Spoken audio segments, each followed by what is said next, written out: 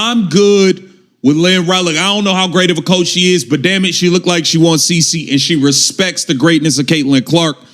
I'm telling you, the LA Sparks are laying in the groundwork to make a move for Caitlin Clark, man. We got to get to what Lynne Roberts had to say.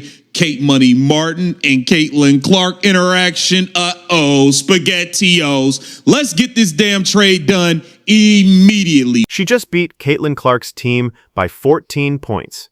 She just watched her own bench outplay a wounded superstar limited to 16 minutes.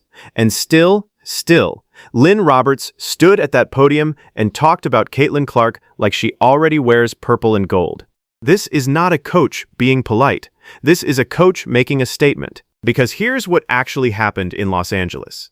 The Sparks put up a franchise record 106 points, snapped a 3-game losing streak, and handed the Indiana Fever their most lopsided home loss of the summer on the exact night Caitlin Clark returned from injury. 9 points, 16 minutes.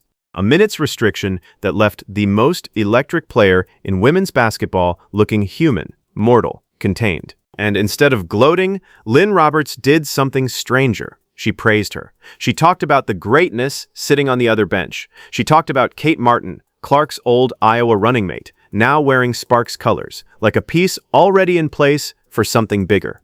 She used words like connected and pace and smarts, the exact language you use when you're not just describing a win, you're describing a vision. Let's get right into things. Head coach of the LA Sparks, Lynne Roberts, took the podium, and this is even before the game. She's like, yo, Caitlin is the one. Yeah, she's like that. The Sparks would love to have Caitlin Clark. We need to get this thing done. Take it away, Coach. John Davis with the Southern California News Group. Coach, you're going to be playing against Caitlin Clark. It's her first game back. She just told us she's going to be on a minutes restriction. But regardless of that, how do you want to see your team approach playing, their 2 all-stars and the rest of the team that they're going to have out there? Yeah, I mean, Indiana's good. They're playing really well right now. They don't have AB tonight, which, that's the 3-headed monster when she's there with Kelsey, Mitchell, and Caitlin. But they've got other guys that are just as capable to cause problems. But yeah, I mean, Indiana's good. I think the thing that, Caitlin helps them with is just they play fast, and I think she helps them play faster. So we've got to be really aware of that. And that's why, our defense on, when did we play? Monday. In the half court wasn't bad. It was our live ball turnovers that just turned into fast break points in 3 seconds. You do that against Indiana, it's going to be 2 points in 2 seconds. So we've got to take care of the ball.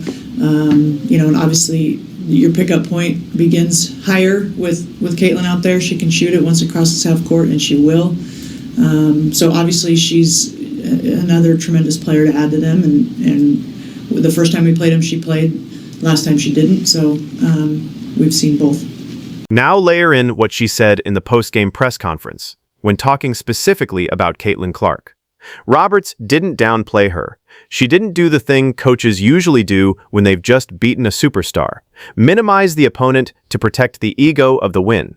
Instead, she elevated her. She talked about how much speed and space Clark creates just by existing on the floor, how the moment she crosses half court, the defense has to respect a shot from nearly 30 feet, how her presence alone forces a defense to extend and adjust in ways most guards never require. Half court. It seemed like everybody around the league be recognizing the greatness of Caitlin Clark, except the damn coach that she has. Look at this interaction post-game between Caitlin Clark and Kate Martin. Yeah. Austin. Yeah. Caitlin like, look, man, don't even worry about it. You looking good in this purple and gold. I can't wait to join you.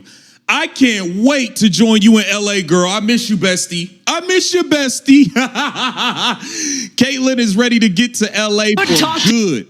Caitlin is ready to get to L.A. permanently. Let's take a look at what Lynne Roberts had to say about Kate Money Martin. Yeah. Hey, Coach. Yesterday at practice, Kate was talking about playing the 4 and how, early in her career, she hasn't really had to do that much at this level. But when she is out there, what kind of advantages do you have when she's able to slide up that way? Yeah, and I mean, desperate times seek desperate measures, right? So we are we didn't have, other than Emma, we didn't have another, backup big. And, that's what I love about Kmart is like, it's like, hey, can you play the floor? Yep. What do you need? Yep.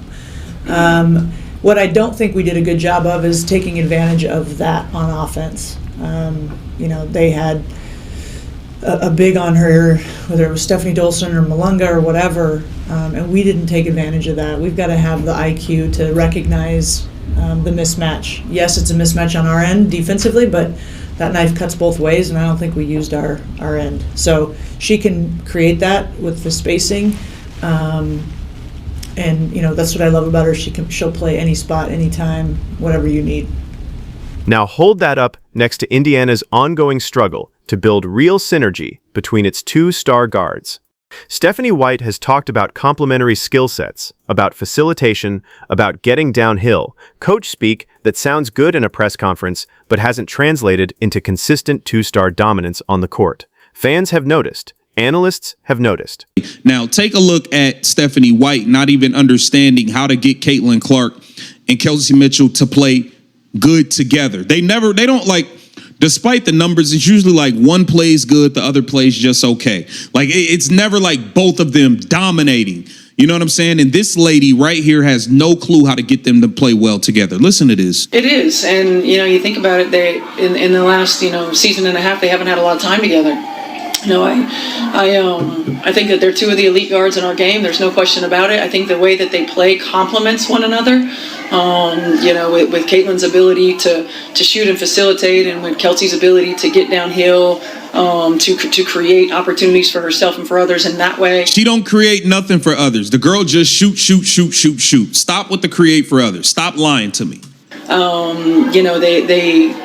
They seem to find the right synergy, in moments, and hopefully when we get Caitlin back, and they'll be able to do that again. But I certainly think individually they're really, really good, and collectively dynamic together, and I think that they make one another better. It is.